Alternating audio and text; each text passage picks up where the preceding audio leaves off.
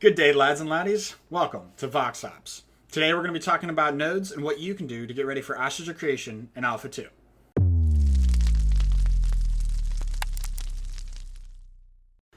With Ashes of Creation releasing its alpha this Friday, October 25th, let's break down some of the core concepts you need to know so that you're ready.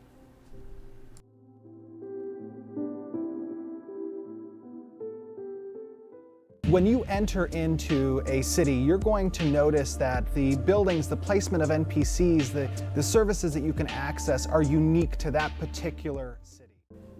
We know that each node will be unique, but what does that really mean from a player's perspective? Well, each node will progress in stages, driven by local player activity in its zone of influence, or the area around the node that affects it.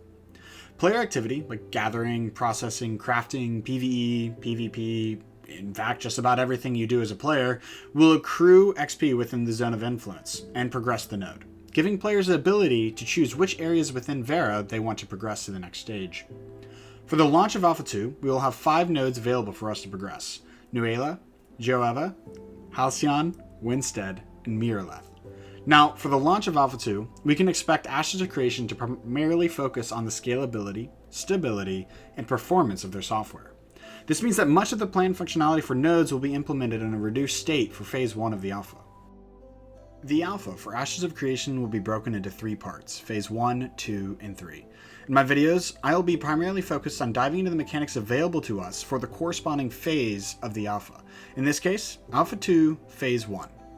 Now, for Phase 1, we are capped at Stage 3, the Village stage. At this point, we'll start seeing basic infrastructure and more permanent NPC residents, which will give us a taste of the economy, quest, and other player-driven events that nodes can unlock.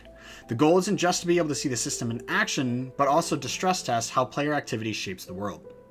One thing to watch out for in the future will be node competition. Nodes compete for player activity, and if one grows, it may block the progress of neighboring nodes. So, the strategy behind which nodes players choose to develop, and which they may leave behind, will be a dynamic that players get to experience in later phases of the alpha. How long does it take to get to stage 3 of a node? That's something that is still being being fine-tuned as well. But generally, you can expect that within a day or two of the server opening, there's going to be a stage 3 node somewhere. Leveling a node during the first phase of the Alpha 2 will not take long, so getting in and selecting the node you would like to develop will be important. The total space of Alpha 2 will be 55 kilometers squared, including an undeveloped area with more difficult mobs and auto-flagging PvP. Be warned, Ashes of Creation has many intricate mechanisms that rely on groups. When leveling your character and node, keep in mind that players are capable of utilizing the flagging system at any time to kill you for a portion of your loot. Don't worry too much, however, there are systems to mitigate random player kills. The corruption system in particular is an important aspect of the open world PvP in Ashes of Creation. That, in addition to the powerful node guards that will attack corrupted players on sight, means you can expect to experience PvP, but shouldn't worry about never having a moment to breathe either.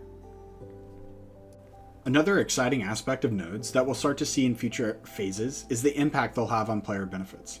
As nodes progress, they begin to offer more services and benefits to the players residing within them. For example, by reaching the village stage, nodes will unlock more NPCs, quests, and a basic marketplace where players can start trading their crafted goods.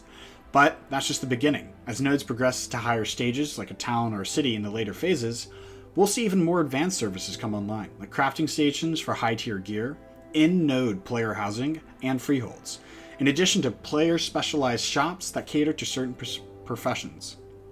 And, speaking of cities, as nodes grow, we'll also start to see the introduction of player governments. Yes, you can actually run for office and become the mayor of a node. While we won't experience the full governance in Phase 1, it's important to note that as the node grows, the players will eventually be able to vote or compete to become the mayor of said node. These mayors will have the power to allocate resources, tax players, and even introduce new trade routes and defensive capabilities to the node. So, as we move forward in future alpha phases, keep in mind that every action you take within a node's zone of influence will have a rippling effect. Good luck, hope you enjoyed the briefing, and I'll see you next time on VOX-OPS.